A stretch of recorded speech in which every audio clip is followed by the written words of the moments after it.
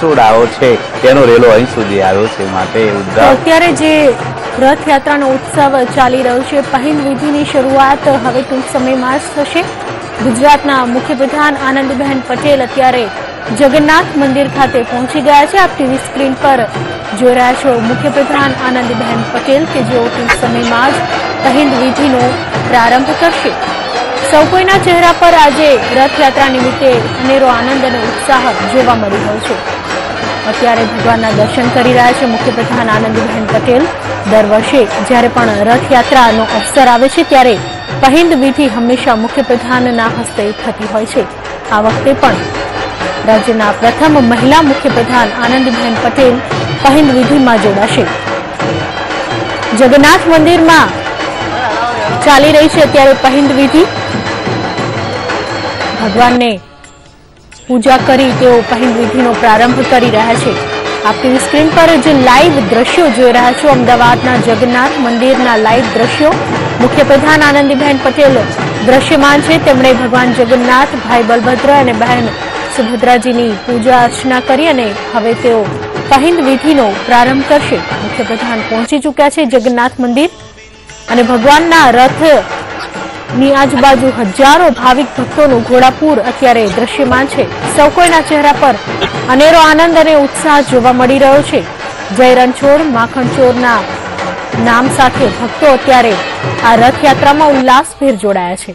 મુખ્યપ્રધાન આનંદીબેન પટેલની સાથે શહેરના મેયર મીનાક્ષીબેન પટેલ પણ દ્રશ્યમાન છે, જેઓ ભગવાનની પૂજા કરશે અને મુખ્યપ્રધાન પહેલ વિધિ કરી રહ્યા છે। તો 138મી રથયાત્રાનો ઉલ્લાસભેર ઉજવણી થઈ રહી છે। આપણી સ્ક્રીન પર અત્યારે જે દ્રશ્ય જોઈ રહ્યા છો પહેલ વિધિનો પ્રારંભ થઈ ચૂક્યો છે મુખ્યપ્રધાન આનંદીબેન પટેલના હસ્તે। દર વર્ષે જ્યારે પણ રથયાત્રાનો અવસર આવતો હોય છે ત્યારે મુખ્યપ્રધાન આ પહેલ વિધિ કરાવતા હોય છે।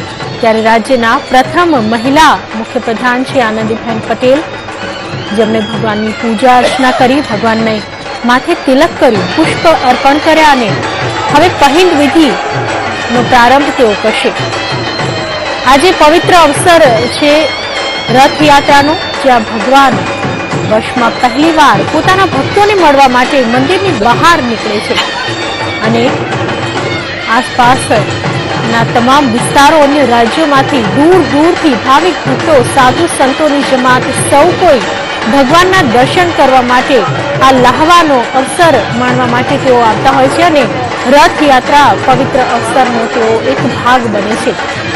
આપ ટીવી સ્ક્રીન પર જે દ્રશ્ય જોઈ રહ્યા છો પહેલ વિધિ ટૂંક સમયમાં જ શરૂ થશે મુખ્યપ્રધાન આનંદીબેન પટેલના હસ્તે।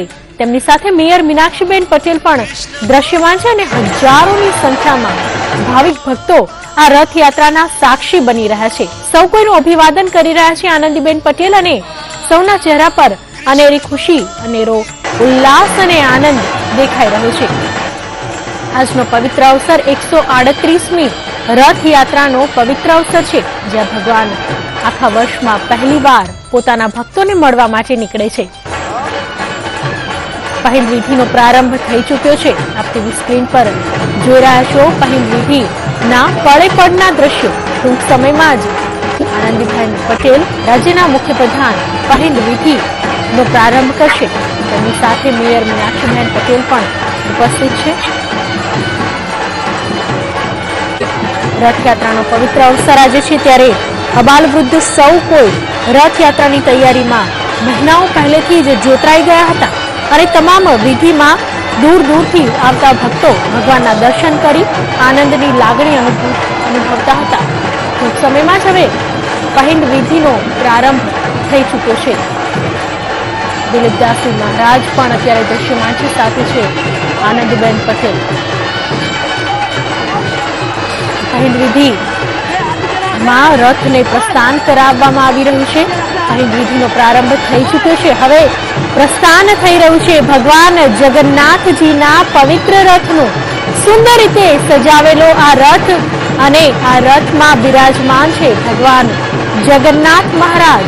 જગતના નાથ જગન્નાથજીના દર્શન કાજે માત્ર ગુજરાતથી નહીં અન્ય રાજ્યોમાંથી હજારો ભાવિક ભક્તો આ રથયાત્રાના સાક્ષી બની રહ્યા છે રથનું પ્રસ્થાન અત્યારે કરાવવામાં આવી રહ્યું છે. સૌ કોઈ અત્યારે ભક્તિના રંગમાં રંગાઈ ચૂક્યા છે.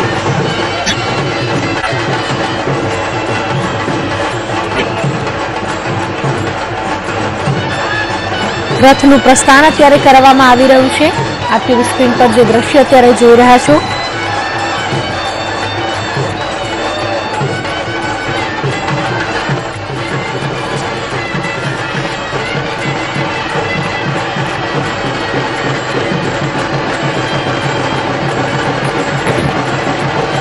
તો પ્રસ્થાન થઈ ચૂક્યું છે ભગવાન જગન્નાથજીના રથનું અને જય રણછોડ માખણચોર ના નાદ સાથે પ્રારંભ થઈ ચૂક્યો છે 138મી રથયાત્રાનો.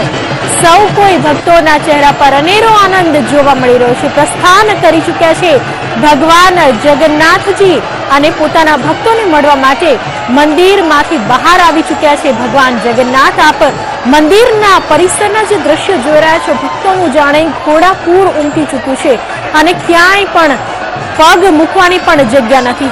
હૈયું દળાય તેવી અત્યારે પરિસ્થિતિ જોવા મળી રહી છે. ભક્તિનું ઘોડાપૂર અત્યારે દેખાઈ રહ્યું છે અને મુખ્યપ્રધાન આનંદીબેન પટેલ પણ અત્યારે દ્રશ્યમાન છે.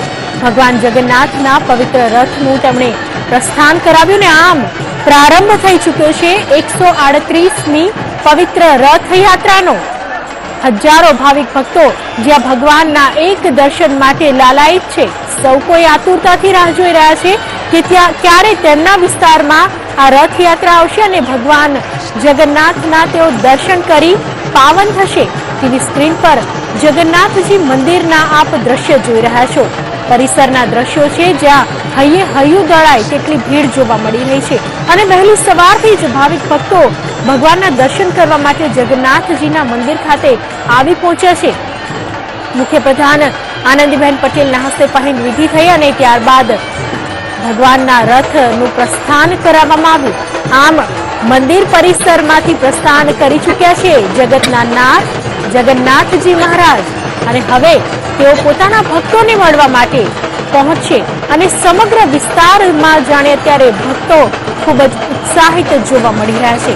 સ્ક્રીન પર જે આપ ભીડ જોઈ રહ્યા છો, આ ભીડમાં જ દેખાઈ રહ્યું છે કે કેટલો ઉત્સાહ અને ઉમંગ ભક્તોના ચહેરા ઉપર, તેમના દિલમાં અને તેમના મનમાં અત્યારે જોવા મળી રહ્યું છે.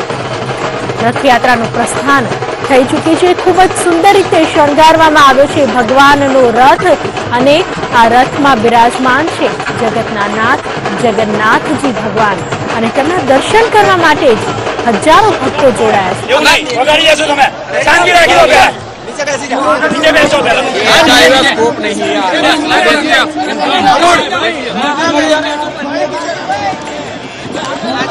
हाथ पकड़ना, हाथ पकड़े भगवान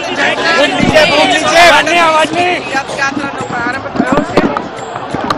પૂરા રાજ્યની અંદર 143 રથયાત્રાઓ આજે શરૂ થઈ છે. ભગવાન પોતે આજે નગરની યાત્રાએ નીકળ્યા છે. લોકોને દર્શન આપવા માટે નીકળ્યા છે. આ દર વર્ષે અષાઢી પૂનમના દિવસે પૂરા દેશભરની અંદર અનેક રથયાત્રાઓ નીકળે છે. આ આપણી હિન્દુ સંસ્કૃતિ છે, હિન્દુઓનું આ આસ્થાનું કેન્દ્ર છે અને ભગવાન જ્યારે બહાર નગર ચર્ચા માટે નીકળતા હોય ત્યારે લોકોની આસ્થા એના ઉપર હોય છે. અનેક લોકો સંકલ્પો વગેરે કરતા હોય છે. ભગવાન એમને શુભેચ્છાઓના આશીર્વાદ પાઠવતા હોય છે કે અમારા નગરના સૌ નગરજનો સુખી અને સમૃદ્ધ બને. આજે ઈદ પણ છે અને ઈદ અને રથયાત્રા એ બંનેને શુભેચ્છાઓ પાઠવું. કચ્છ ભાઈઓનો પણ આજે નવું વર્ષ શરૂ થઈ રહ્યું છે ત્યારે સૌ કચ્છી પાંડવોને પણ આ પ્રસંગે નવા વર્ષની શુભેચ્છાઓ